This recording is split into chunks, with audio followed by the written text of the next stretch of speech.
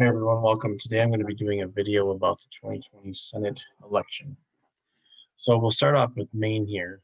Maine is a hotly contested seat this time around between incumbent Susan Collins and Maine Speaker of the House, Sarah Gideon. Susan Collins has not lost a county in Maine this century, um, but she's locked in a very tight race. Um, a lot of that has to do with her Supreme Court votes against Kavanaugh and or for Kavanaugh and against Barrett, excuse me, and also just kind of because of the regular divide between Democrats and Republicans that currently exists this cycle.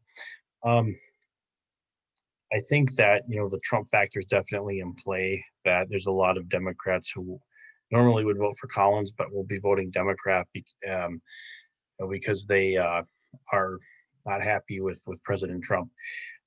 However, in recent days, Susan Collins' message of bipartisanship and her priorities of representing Maine over her party affiliation, I think, are starting to permeate with voters. And I think that because I think the polls are generally underestimating Republicans, that even with ranked choice voting, I think Collins will hold the seat by a tilt margin. Um, in New Hampshire, uh, we have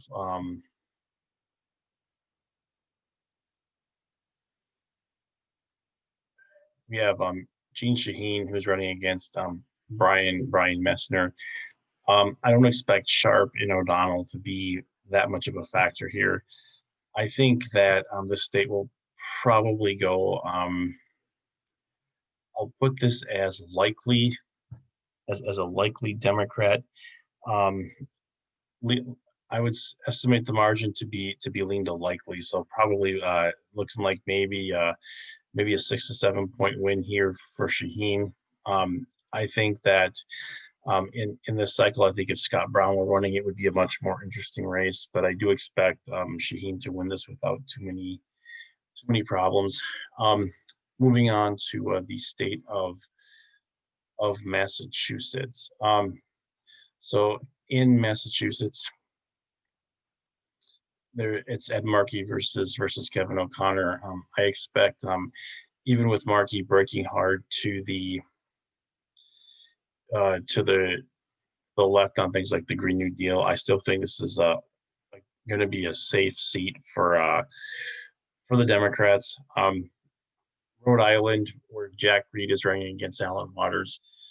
I think that Waters is saying all the right things on social media, but I don't think Rhode Islanders really have a reason to vote against Jack Reed. So I think that he will win this state probably by a safe margin. Um, New Jersey, in New Jersey, you have Cory Booker versus Rick Vita. This I think is going to be a little bit more interesting than what people think. I think they think Rick Vita is just going to get blown out of the water completely, but I do expect Booker to win this by a fairly safe margin. I think that the hangover from the primary is pretty much gone, and people have been so locked into Biden Trump that um, it's not really going to hurt Booker that much. Um, and the national GOP is not really paying that much attention to this particular race. Uh, Delaware is, I think, a much more interesting state because it's a smaller state, and I do think that Lauren Witzke, who was running against Democratic incumbent Chris Coons, that she will win 2 out of the 3 counties in Delaware potentially. But because it's Biden's home state, and because he's been campaigning a lot in Wilmington, I do expect him to kind of carry Chris Coons over into the. I'm going to put this as a likely win. That, however, is the safe call. Um, it certainly is possible if Donald Trump has a 1984 Reagan type night that Witzke could win this seat. Coons isn't particularly a controversial figure, but I think that Lauren Witzke does have kind of a little bit of popular appeal, and I do think that she's probably the best candidate the Republicans can run in that particular race. Um, Looking over and then at West Virginia, I don't expect there to be too many problems in West Virginia here. I think that that Shelley Capito Moore has this pretty much locked up. Um, so I think this will go uh, safe Republican. Um, the state of Virginia, Mark Warner versus Daniel Gade. So I think this is going to be a little bit closer than what some people think. I think it's going to be, I'll mark it as likely, um, because I think that Gade is going to have a little bit more support than what folks think. Um, but again, Mark Warner, there's not a lot of controversy with him, and Virginia is an establishment. It's a blue state now, so I expect him to win without too many problems. North Carolina, this is another very close race. I I actually expect make sure Maine's the right hue here. Um, so Tom Tillis is in a very tight race here with Cal Cunningham. The interesting thing was that there was some folks in the Republican Party who thought Cal Cunningham would be the weaker uh, primary opponent for Tom Tillis, but he's turned out to be a very good challenger. Um, I I would say though that with the recent scandal with Cunningham, combined with the fact that Trump was going to probably win the state, I would have this as maybe Tillis seat. I guess he could win it by a lean margin, especially if the polls are off. Um, but I don't think North Carolina is going to go big in either direction. South Carolina is another interesting story. There's been a lot of money dumped into the state, but I think that Lindsey Graham has struck kind of the right balance between supporting the establishment and President Trump. I do think that uh, he'll win by less than what he's used to, but I think that he will still win it by a lean to likely margin. Um, Georgia, there are two different elections going on here. One is the special election, and one is an election between John Ossoff and David Perdue. And in the special, that's I think most certainly going to head to a runoff with Collins and Loeffler going to split almost evenly the, uh, the Republican vote. I think it'll be probably Loeffler against Warnock. I think that Collins is kind of running a bit of a dull campaign. Um, but in the other race, I do think that David Perdue is going to win. I'll say this by a lean margin. We'll see what happens with the special election after Election Day, because I think a lot of that is probably. I do think it'll be Republican, but I think a lot of that's going to depend on who wins the presidency, how or at least who's in the lead at the time, and how things go with the House and the Senate. But I think I would put this in the same category as lean Republican just for now. Um, Kentucky, I think, is going to be safe. Mitch McConnell's been running a very good campaign in uh, in in the state of Kentucky against Amy McGrath. He's actually been campaigning against her since last summer. He's been running, I think, some very effective ads. Mitch McConnell may very well be the best campaigner in the entire country. I expect there to be no problems there. And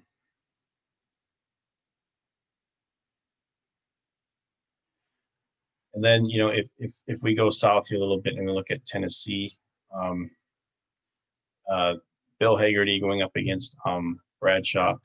Not a lot of buzz on Tennessee in this race. I think this will be safe Republican. I would say the same thing with Alabama.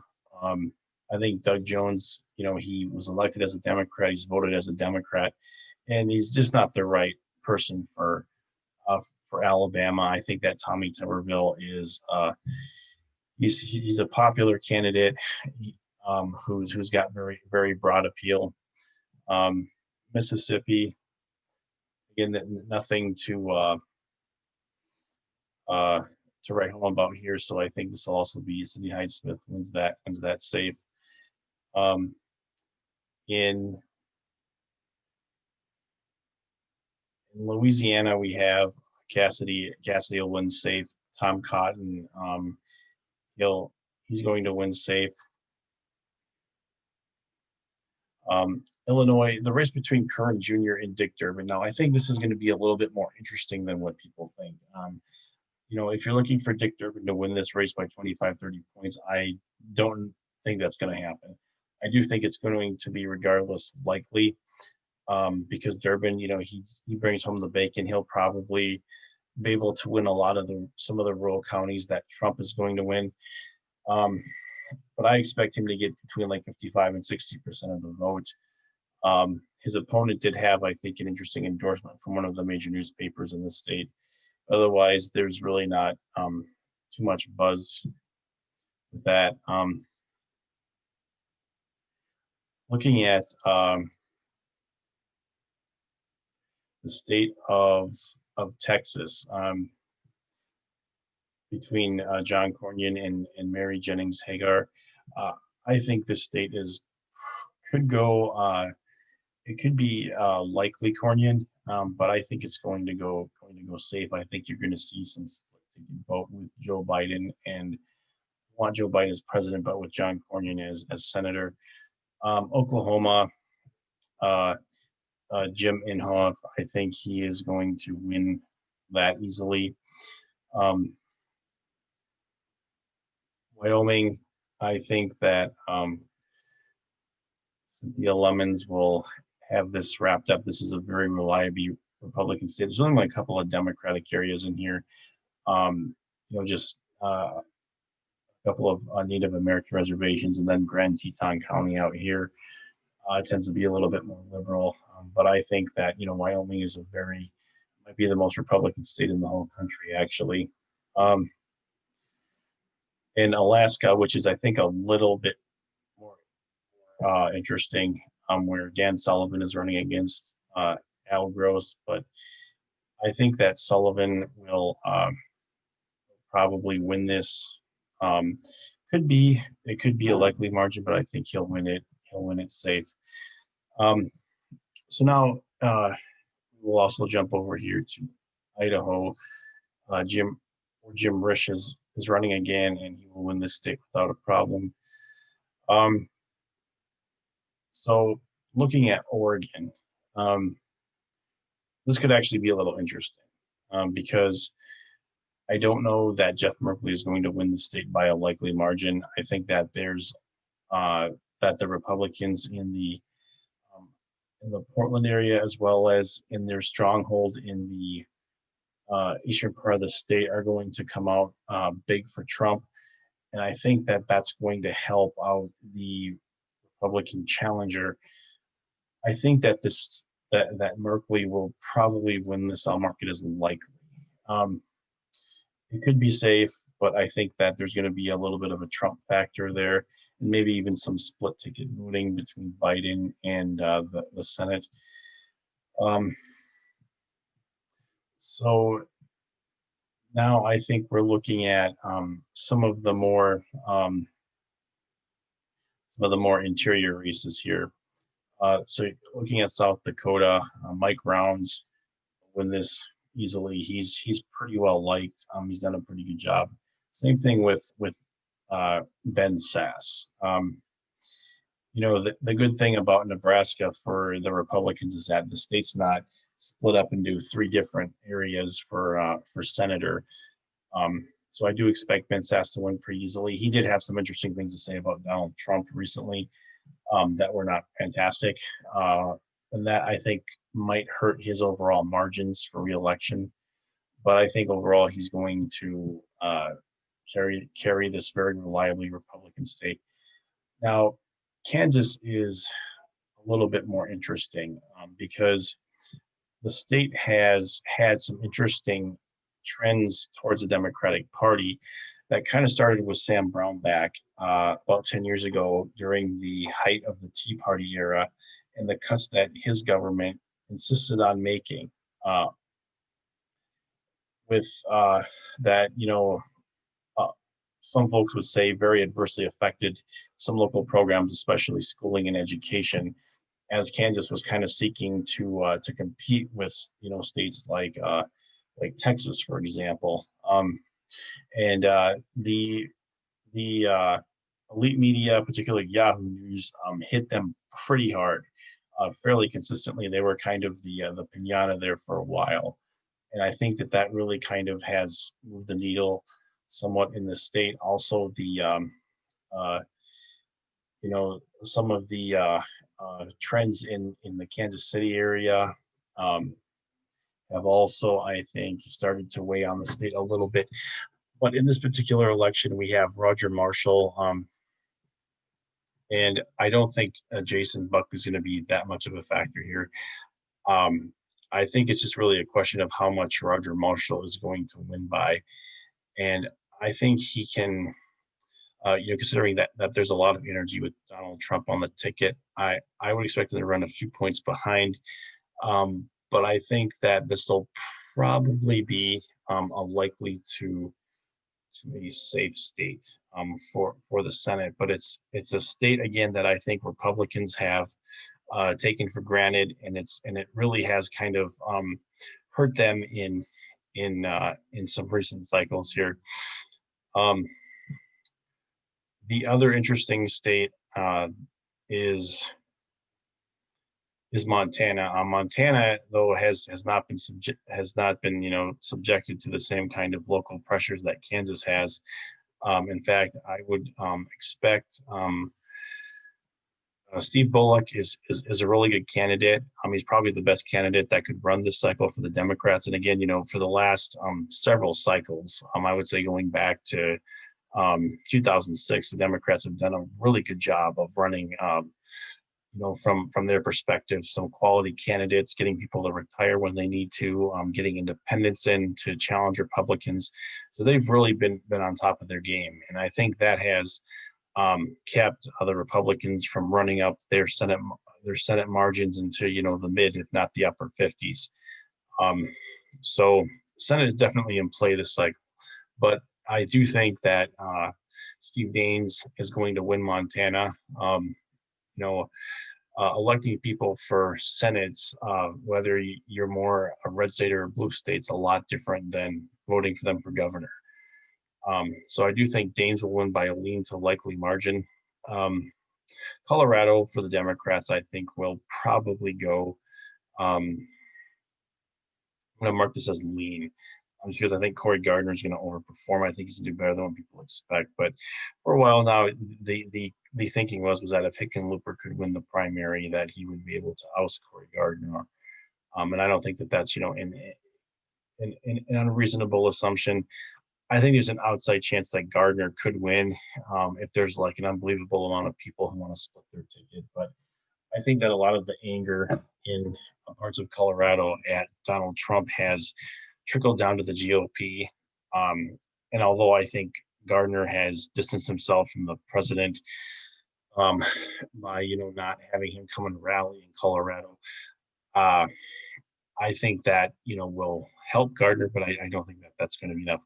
Um, Iowa, I think Iowa's going to go likely to um, lean to likely to Ernst. I will mark this actually as lean, just because I don't think that mark these states here as likely, I suppose. Um, I don't think that Ernst is really as excitable of a candidate. Um, I do think she will defeat Teresa Greenfield, but I think that she's not someone who's really going to get people excited. And Iowans, they kind of have a tendency where they will vote Republican in president um, or for Senate, but then the energy kind of tapers off the next time around. So I do expect her to win, but I don't think it's going to be a safe seat by any means for the Republicans. By that same token, I think things are much more interesting in New Mexico than people are willing to admit. I think Mark Brunsonetti has a fair chance, or a better chance than some people think, against Ben Ray Lujan. That being said, I do think Ben Ray Lujan will carry the state probably by a lean margin. It could be a likely margin or even a safe margin, but I think that you're going to see people in the southern part of New Mexico break Republican, especially over Joe Biden's comments in the debate about the oil industry and fracking. Um, Now, Minnesota and Michigan are two very interesting cases. I think these are both sleeper states. I do think that John James has the better chance in Michigan to upset Gary Peters. And I think that's because he can actually uh, carry more votes in Detroit. And he was also at a rally, I believe it was yesterday or today, with Donald Trump. And he actually got to speak for a little bit. So I do think this race is going to be close. I do think that Gary Peters is a lot easier to beat than Debbie Stabenow. The Democrats have had to invest significant resources in Michigan. I think that they weren't really expecting to have to do that. I wouldn't say that Gary Peters uh, necessarily botched the campaign, but my issue with Peters is that I think he's kind of sacrificed being non-controversial, but at the same time is also, um, I guess I would say, more along the lines of unknown and dull as far as his campaign goes. I don't think that James has run necessarily the most invigorating campaign either, but I do think that James has the ability to win more votes in Detroit this election cycle. Um, I think that the state is that race is a true toss up. It could even go to a recount. Um, and at this point, I'm fairly inclined to say I'm going to have James here with the upset. I think he's going to pull it off. Um, Looking at Minnesota, Jason Lewis has run a pretty spiffy campaign. He's been to every single county in the state. He has been in contact with every single registered voter, or his campaign has.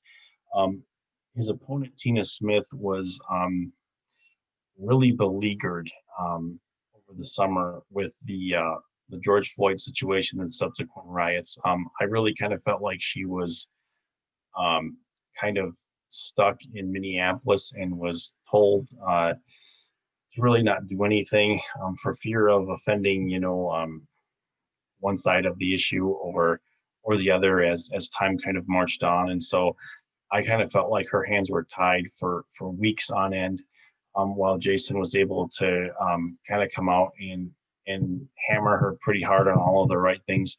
I think the only thing Jason really hasn't done correctly is sort of market himself as a more independent candidate. He really did that when he ran for House, and I think had he done that more, he would have had a much better shot to win the state of Minnesota. That being said, he's really changed his style. He's very much pro-Trump, um, and I think that his ground game is going to lead me to pick him for the upset here, because I just think that he has.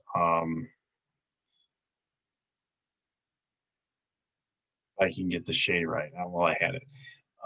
His ground game has, I think, been really underestimated and has not, for whatever reason, shown up much in the polls. There's not a lot of data out there to suggest that he can win. Um, but I do think that in this particular election cycle, with the local issues going on with the rioting and looting, I think that that is really getting a lot of the more traditional DFL voters to um, look into and probably vote Republican. Um, so this already, puts Republicans well over the top. Arizona, I have to say, I think that Mark Kelly is probably going to pull this one out. Um, and I think the reason for that is because I think that the Republican establishment is not on board with Martha McSally. And I think that McSally's campaign has been kind of dull for quite a while Mark Kelly was going around Arizona and doing some pretty good outreach to seniors. I think this is going to be the case where a lot of people just sort of, particularly some of the folks that he's reached out to, some of the seniors, they're probably going to split the ticket here. I do think that they'll probably be disappointed in Mark Kelly once he gets to the Senate, because I think what's going to happen is Mark Kelly's going to be strong armed by by Chuck Schumer, Dick Durbin, and the establishment to vote with them on everything. Um, should they become the majority, especially, and set the agenda. And Arizona is a pretty conservative state. That older demographic tends to be more conservative. So I think it's going to be kind of a buyer's remorse vote. And I do think that McSally can certainly win this race because her campaign has picked up a little bit of steam here in the final weeks. But um, I don't I don't even know that Donald Trump has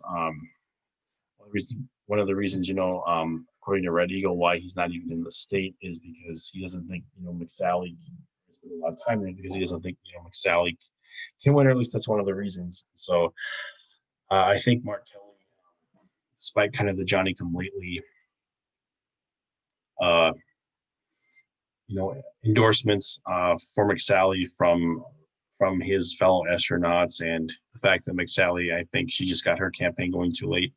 Plus, I don't think that she really has that much support among the establishment, and this is, John McCain's old state. So um, I think that, looking at the final map here, we'll have uh, something like